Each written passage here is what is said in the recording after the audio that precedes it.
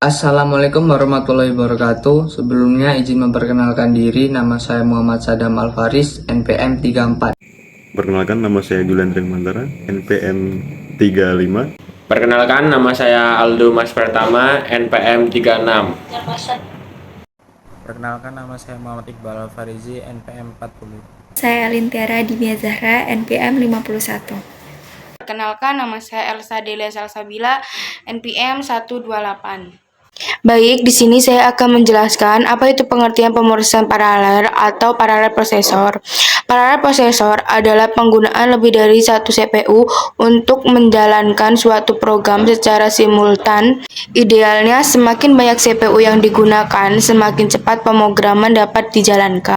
Selanjutnya, saya akan menjelaskan apa itu komputasi paralel. Komputasi paralel adalah teknik melakukan komputasi secara bersamaan dengan memanfaatkan beberapa komputer independen secara bersamaan. Tujuan utama dari penerjemahan paralel untuk meningkatkan kinerja komputasi. Semakin banyak hal yang bisa dilakukan secara bersamaan, semakin banyak pekerjaan yang bisa diselesaikan. Untuk lebih memperjelas lebih dalam mengenai perbedaan komputasi tunggal atau menggunakan satu prosesor dengan komputasi paralel atau menggunakan beberapa prosesor, maka kita harus mengetahui terlebih dahulu arsitektur komputer paralel dan pengertian mengenai model prosesor paralel. Ada 4 modul komputasi yang digunakan taksonomi file yaitu. Selanjutnya saya akan menjelaskan tentang model komputasi taksonomi Villen. Taksonomi Villen ini adalah sebuah kualifikasi yang dibuat oleh Michel J. Villen tahun 1966 dan digunakan untuk mengkategorikan berbagai model komputasi paralel. Di sini ada 4 model komputasi yang digunakan. Yang pertama, single interaction, single data. Yang kedua, single interaction, multiple data. Yang ketiga, multiple interaction, single data. Dan yang keempat, multiple interaction, multiple data. Yang pertama, SISD atau Single Interaction Single Data. Komputer ini adalah tipe komputer konvensional yang tidak memiliki cara untuk melakukan paralelisasi terhadap instruksi atau data. Menurut mereka, tipe komputer ini tidak ada dalam bentuk praktek komputer paralel, karena bahkan mainframe pun tidak lagi menggunakan satu prosesor. Klasifikasi ini sekedar untuk melengkapi definisi komputer paralel. Berikut nih, ada contoh komputer yang menggunakan model SSD. Ini ada University, IBM 360, CDC 7600, Cray 1, dan PDB-1. Saya akan menjelaskan tentang CIMD atau Single Instruction Multiple Data.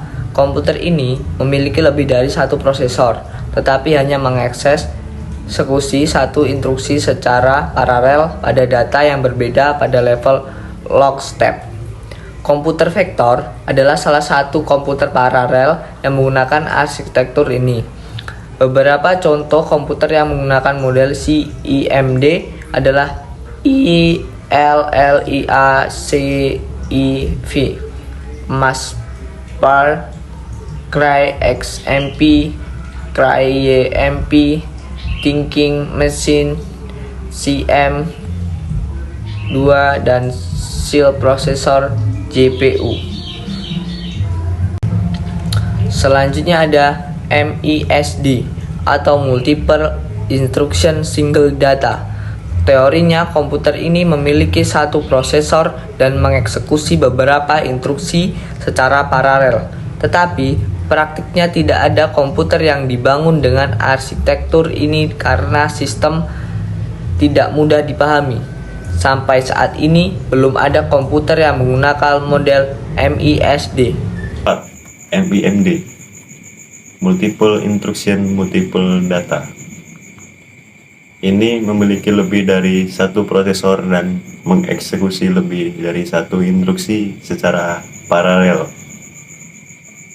Beberapa komputer yang menggunakan model EIMD adalah IBM Power, HP, Alpha Server, AMD Opteron, XT3, dan IBM. Dari perbedaan gambar tersebut, kita dapat menyimpulkan bahwa kinerja komputasi paralel lebih efektif, dan dapat menghemat waktu untuk pemrosesan data daripada komputasi tunggal. Teknik pemrograman komputer yang memungkinkan eksekusi perintah secara bersamaan baik dalam komputer tunggal maupun paralel.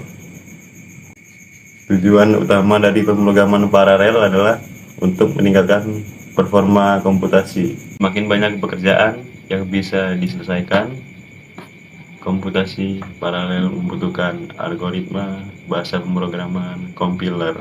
Ya, sekian, terima kasih. Oke, teknik pemrograman paralel dibagi menjadi dua, yaitu Machine Spacing Interface atau MPI. Yang kedua, Parallel Virtual Machine atau PVM.